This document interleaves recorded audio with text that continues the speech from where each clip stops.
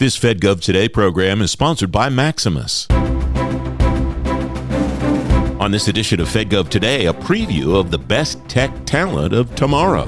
The best person to me is one who has expertise in multiple mission areas and multiple technologies, because there's a lot of similarities between mission areas, but there's also some differences. Former DISA Director Bob Skinner on Fed Gov Today in just a moment. Uniting program strategy, advanced technology, process, and execution for a more efficient government. That's Maximus. Every program, every service, every time. That's innovation forward. Learn more at maximus.com/federal. Greetings from Tampa, Florida. The Fed Gov Today team is here for Soft Week. You'll see some great conversations on Fed Gov Today TV in the coming weeks. And if you're in Tampa for Soft Week, make sure you stop by our booth in the Karasoff Pavilion and say hello. Tell us you listen to the Fed Gov Today podcast. The new National Cyber Strategy cites a number of ways cyber adversaries of the United States try to compromise targets in the U.S. It also lists several ways the federal government will fight back against cyber criminals. Cyber forensics is one tool cyber leaders tell me they use in that fight. Lieutenant General Robert Skinner, U.S. Air Force retired, the former director of the Defense Information Systems Agency and former commander of the Joint Force Headquarters Department of Defense Information Network, spoke last week at the Magnet Forensics Federal Summit. After the event, I asked him about his message for the audience. The big message really was about, digital forensics is not a law enforcement capability. It's a lifeblood of cyber defense. Now, a lot of people put digital forensics into the law enforcement realm, where you're talking about evidence, but it's about cyber defense needs digital forensics also. Give me a definition of digital forensics, Bob. So to me, digital forensics is kind of when you're taking information from computers and from systems. You're able to pull that out and able to do forensics just like you do with, Law and Order shows and NCIS or those type of shows. They're looking at the forensics of it to determine, looking at information, data, to determine what happened, what's on the systems, what's on the hard drive. And Magnet goes everywhere from, automobiles to drones, to endpoints, to networks, and being able to bring that data together to really understand it. Because at the end of the day, no matter what you do, no matter what mission you're on, no matter what discipline you are, if you don't understand and have context around the data that you have that you're looking at, you're going to be well behind where you need to be, and you would not be successful. What's the trajectory of forensics look like now, given the change in the threat landscape, the volume of attacks that organizations, especially in the federal government, are under, the technology that's available, the threat vectors that bad actors have potentially to use, all of that? What's the kind of the landscape look like now? Well, to me, the landscape is no different than what it is today and or yesterday. It's just more scale and more complex. But you could have said that a year ago or 2 years ago or 3 years ago. So as technology evolves and transforms, right? You even talked about Mythos, right? As an example, as part of all this. To me, it's the data's always been out there, and the technology in digital forensics or analytic superiority or digital forensic superiority, whatever words that you want to use.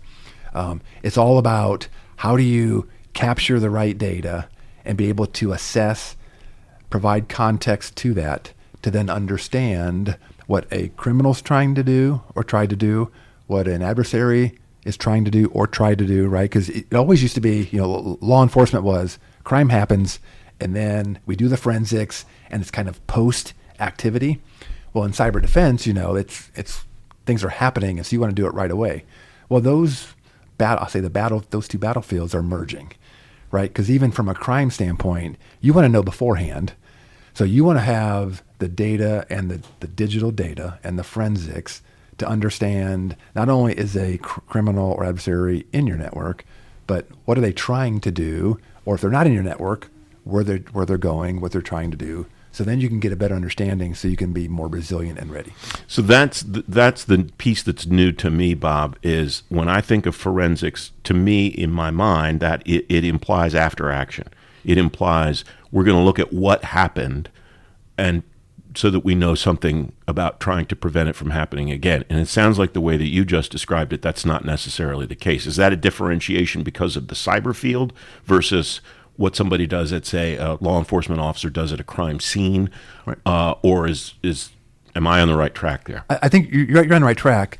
To me, the differentiation is the time and space that we've come from, right? And if you think about the difference between a criminal and an adversary, right? There's no line of separation anymore. They're using the same tools. They're using the same C2 infrastructure. They're using the same capabilities. And I'd also offer they're using each other, right? That you have nation states who are using criminals as proxies and vice versa.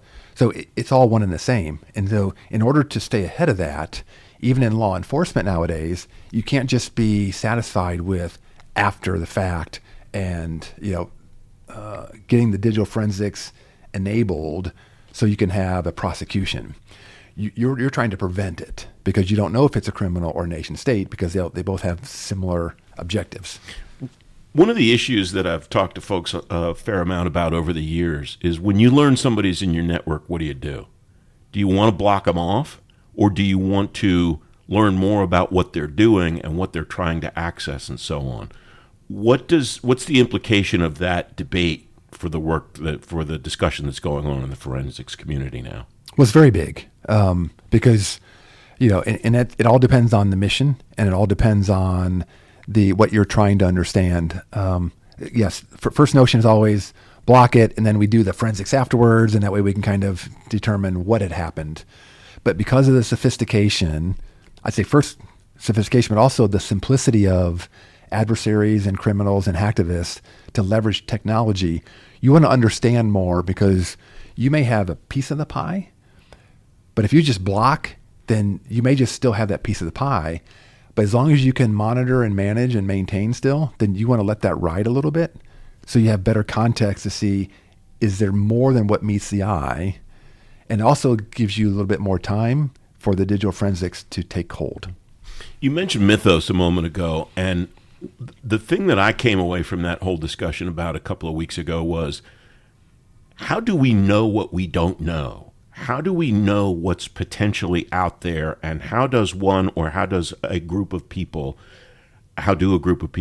think about what the art of the possible is from the bad guy's perspective? Like, I think there are a lot of people, even in our community, of really highly skilled and trained professionals that were surprised by the power that Mythos had and the things that it could find and all of that. I think maybe that's not true. Maybe I misperceived that. Yeah, I think that perception is accurate. As I look more and more into Mythos, I'm not as shocked or as surprised because we've known all along that secure by design has not gone well, right? Organizations and company, I don't want to pick on any company, but organizations, they're focused on capability and features versus making sure things are secure. And oh, by the way, we need to go to market quickly so that we can get ahead of our competition. To me, what Mythos is providing is leveraging AI, probably stronger than others, leveraging the large language models and AI to really understand your whole environment, and faster, which I think it's a natural evolution in my eyes. Because as you're leveraging technology more and more, the natural evolution is you're going to find more things and you're just going to be more capable. And so I'm a proponent of, hey, let's leverage Mythos and its capabilities, whether you call it Mythos or ChatGPT is going to have something out, right? All these companies, the more we can leverage those from a defensive standpoint, the better. Because the number one question that we could never really answer is, what don't you know? Mm-hmm. And in order for you to understand, one of the questions I always ask to our ops center was, are we better today than yesterday? Are we more vulnerable today than yesterday? Is the adversary at a position of advantage more than it was yesterday? And if so, what are we doing about it? And if not, how do we know?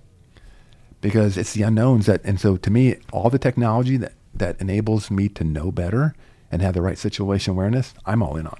So I guess I'll edit all of what you just said makes sense. I guess I'll edit what my observation about Mythos that I made a moment ago. I think people were caught by surprise that it was now, that it was available as quickly as it was. Like, I think I take your point that people suspected or expected that something as powerful as Mythos was coming. I think it caught people off guard that it was available today and that this thing was about to roll out. Yes.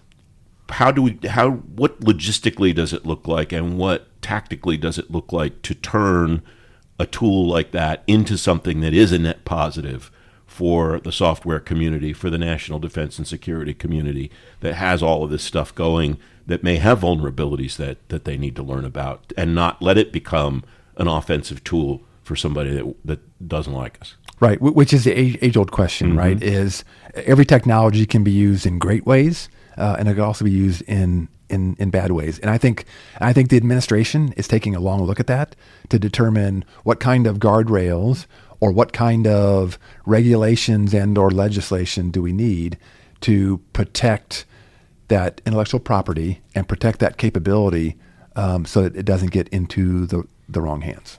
All right. What else are you tracking on the landscape among the kinds of things that you focused on when you were the DISA director and commander for DOD?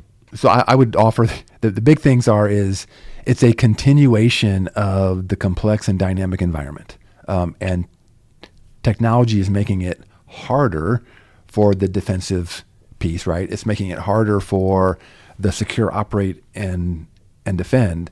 And so the big thing is how do we leverage technology to make each of our individuals more optimized and our missions more optimized. So there's really not a lot of difference, except for the complexity continues to increase, and we're trying to decrease the complexity to make things more simple. Is it possible that we focus maybe as a community too much on individual things and not as much as we should on the kind of thing that you just described? Because I note, when I asked you that question, you didn't mention any particular technology.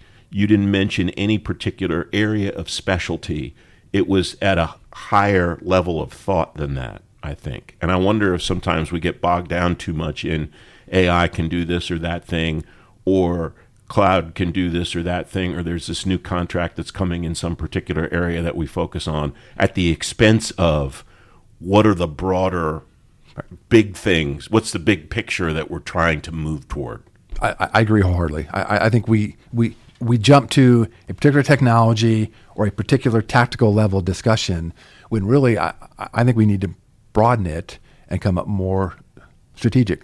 So for example, if academia was talking to me today, it would be no different than what it was a year and a half, 2 years ago. We need more critical thinking. How do we educate critical thinking better? How do we embolden the curiosity of our force to become better and to solve the challenges? How do we understand the problems and the challenges? A perfect example is AI. If you just throw AI onto your system for your organization and say, go do, you're going to have a lot of issues and a lot of problems because people don't understand quite how to leverage it. Because even today, even with agentic AI, there's still a lot of prompt AI going on in the generative world. And so being able to understand that and being able to understand using it is important. I'm a firm believer that we need more operational technologists. That's a phrase I've used for probably in previous episodes that we've been on. And really what that is it's an individual who understands the mission, the operation, the challenges, the problems that an organization faces or is trying to solve for someone else. And how do we best leverage the technology to take advantage of, to put those together for success? We still don't have enough of that. We have a lot of technologists who don't understand the mission and are the challenges and the problems, and we have a lot of people who understand that but don't understand the technology.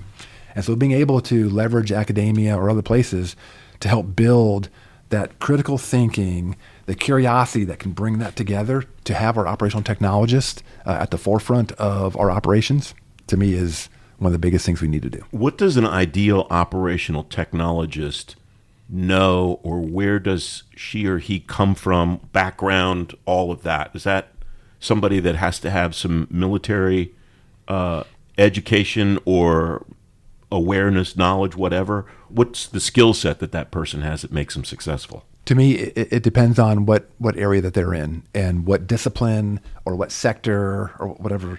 To me, it's having a good understanding of that, and then understanding the technology, right? Whether it's, getting educated with artificial intelligence or quantum computing or, things that we want to use. To me, it's that.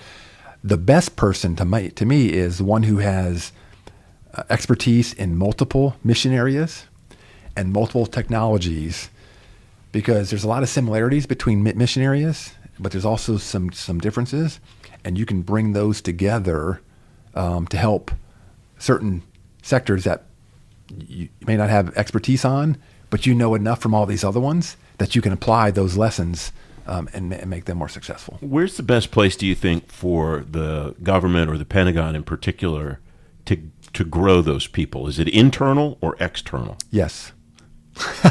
Not to be difficult, but it has to be both, right? Because you can't just rely on one area or another, right? Because I think this is really, it's the government. So government, it has to be academia, and has to be industry, all working together, because this isn't something that's going to happen overnight, and nor do you build an operational technologist overnight. But you can start in grade school, right? And in the high schools, and then it goes into the college, and then your internships, and all that continues to be built up to make them, as they get older, then they're more capable among multiple disciplinary areas. That's former DISA Director Lieutenant General Bob Skinner, U.S. Air Force retired. You can read more on today's show page at fedgovtoday.com. The next FedGov Today podcast is coming Thursday. I'm Francis Rose. I'll talk to you then. Thanks for listening.